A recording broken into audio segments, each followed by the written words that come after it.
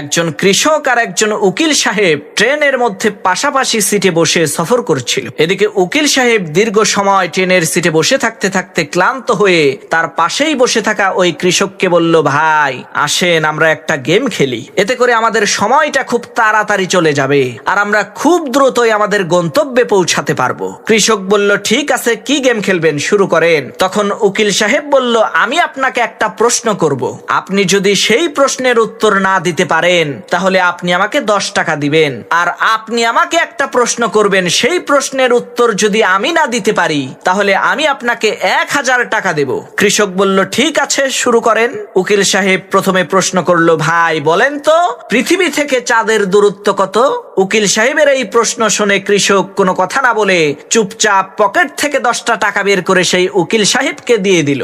এরপর সেই কৃষক ওই উকিল সাহেবকে প্রশ্ন করলো, ভাই বলেন তো কি এমন জিনিস যেটা 3 পা দিয়ে হেঁটে পাহাড়ের উপরে ওঠে এবং 4 পা দিয়ে হেঁটে পাহাড় থেকে নিচে নামে? কৃষকের এই প্রশ্ন শুনে ওই উকিল সাহেব অনেকক্ষণ চিন্তা ভাবনা করে কোনো কুল কিনারা না পেয়ে বাধ্য হয়ে ওই কৃষককে 1000 টাকা দিয়ে দিল। এরপর ওই কৃষককে জিজ্ঞেস করলো, ভাই এই প্রশ্নের উত্তরটা কি বলেন তো?